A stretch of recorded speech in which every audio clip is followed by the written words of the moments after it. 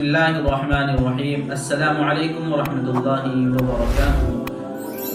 یا ایہا الذین آمنوا علیکم انفسکم لا یضرکم من ضل اذا اہتدیتم الی اللہ مرجعکم جمیعا فینبئکم بما کنتم تعملون۔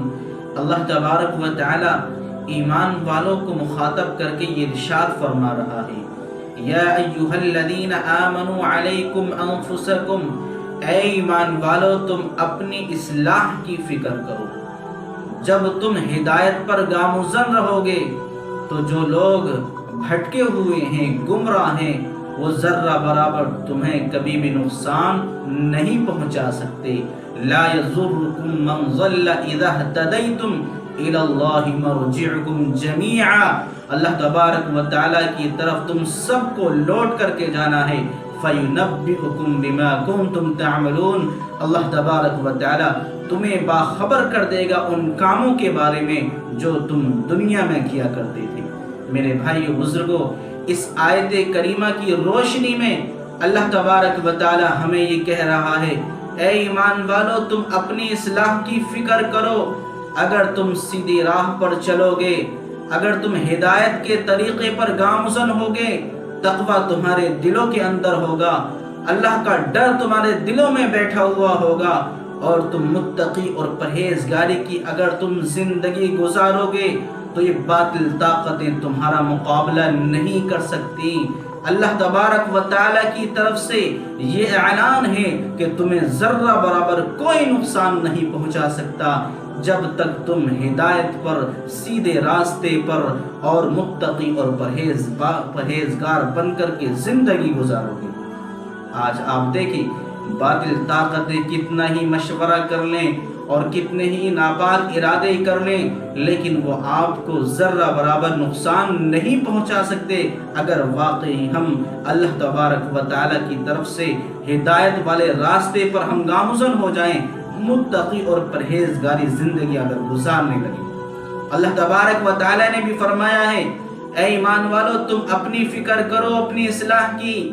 دوسرے خود بخود صحیح ہو جائیں گے۔ اگر تم صحیح ہوگے، تم ایک آئینے کی طرح ہوگے تو لوگ تم سے نصیحت حاصل کریں گے۔ اگر تمہارے اندر اچھائیاں ہوں گی، اگر تمہارے اندر بھلائیاں ہوں گی، اگر تم خیر خواہ ہوگے، سیدھے راستے پر تم چلنے والے ہوگے تو دوسرے لوگ بھی تمہیں دیکھ کر کے سبق حاصل کریں گے اور وہ بھی نصیحت حاصل کریں گے۔ یہ کچھ نہیں ہو سکتا، کسی کی کرنے سے کچھ نہیں ہو سکتا جب تک اللہ تبارک و تعالی نہ چاہے۔ تو ہمیں کسی کو بدلنے کی ضرورت نہیں، سب سے پہلے ہمیں اپنی اصلاح کی ضرورت ہے۔ ہم اپنے آپ کو سدھار لیں، اپنے آپ کو سمجھا لیں اور اپنے آپ کو صحیح راستے پر چلا دیں تو انشاءاللہ ہمارا کوئی بھی نقصان نہیں ہو سکتا اور کوئی بھی ہمیں ذرہ برابر نقصان نہیں پہنچا سکتا۔ اس لیے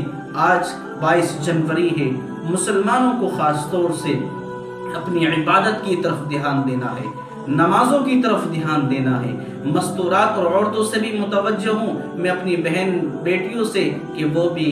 آج نمازوں سے بالکل مصلی پر کھڑی رہیں اور نمازوں کو پڑھیں، اللہ سے مانگیں کہ اللہ ہمارے حق میں بہتر فرما، اے اللہ تو ہمیں اچھی زندگی نصیب فرما، اے اللہ ہمیں تو دنیا اور آخرت میں دونوں میں کامیاب فرما۔ آج 22 جنوری کے تعلق سے مفتی صاحب کا یہ ایک چھوٹا سا کلپ ہے، آپ ضرور اس کو سنیں کہ ہمیں 22 جنوری کے دن کس طریقے سے رہنا ہے اور ہمیں ماحول کیسا بنانا ہے، کس زندگی کے ساتھ ہمیں اس دنیا سے گزار کر کے چلے جانا ہے اور آج ہمیں کیسے رہنا ہے۔ اسی کے تعلق سے مفتی صاحب کا یہ کلپ ہے، آپ ضرور اس کو سنیں اور اس پر عمل کرنے کی کوشش کریں۔ کہ افراد اس بات کا تہیہ کر لیں کہ اس دن ہم میں سے کوئی بھی بے نمازی نہیں رہے گا۔ تمام کے تمام افراد، مرد حضرات مسجدوں کو آباد کریں، فجر ہو، ظہر ہو، عصر ہو، مغرب ہو، عشاء ہو، تمام نمازوں میں ایسا منظر لوگوں کو دیکھنے کو ملے جیسے کہ عید کا منظر ہو یا کم از کم جمعہ کا منظر ہو۔ ہر نماز انتہائی کثرت کے ساتھ لوگ اس کے اندر شرکت کریں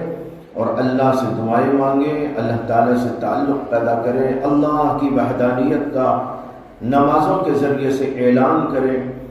اس کا پورا اہتمام تمام جگہوں پر کرنے کی کوشش ہو۔ ہر علاقے کے لوگ اور ہر جگہ کے علماء کرام، مشائخ اعظام اور دانشوران ملت اور مختلف جماعتوں مختلف تحریکوں سے تعلق رکھنے والے افراد اس سلسلے میں جد و جہد کریں اور تمام کے تمام مسلمانوں کو مسجد کی طرف لانے کی اور ادھر متوجہ کرنے کی کوشش کریں۔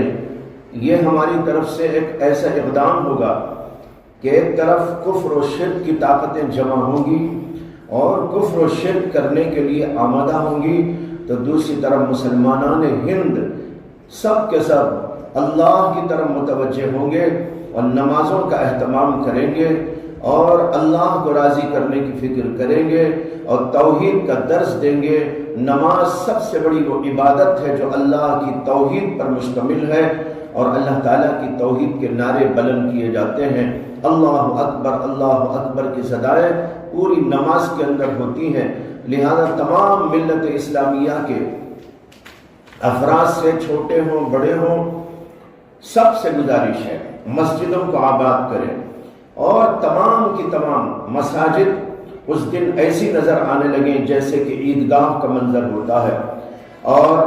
عورتیں اپنے اپنے گھروں میں پوری پابندی کے ساتھ، اہتمام کے ساتھ صبح سے شام تمام نمازوں کو ادا کریں۔ ویسے نماز تو ایسی چیز ہے کہ ہر مسلمان کو ہر وقت ہی اس کی پابندی کرنا ہے اور مسلمانوں کو ہر وقت ہی یہ منظر پیش کرتے رہنا ہے، لیکن کم از کم اس دن عہد کر لے کہ ہم میں سے کوئی بھی شخص بے نمازی نہیں رہے گا، نہ کوئی مرد نہ کوئی عورت، اور سب کے سب اس بات کا اہتمام کریں گے اور مسجدوں کو آباد کرنے کی کوشش کریں گے۔ ایک پیغام ہے میں پوری امت مسلمہ کو، ہندیہ کو دینا چاہتا ہوں۔ اللہ تبارک و تعالی ہم سب کے حق میں بہتر فیصلے فرمائے۔ وآخر دعوانا ان الحمد للہ رب العالمین۔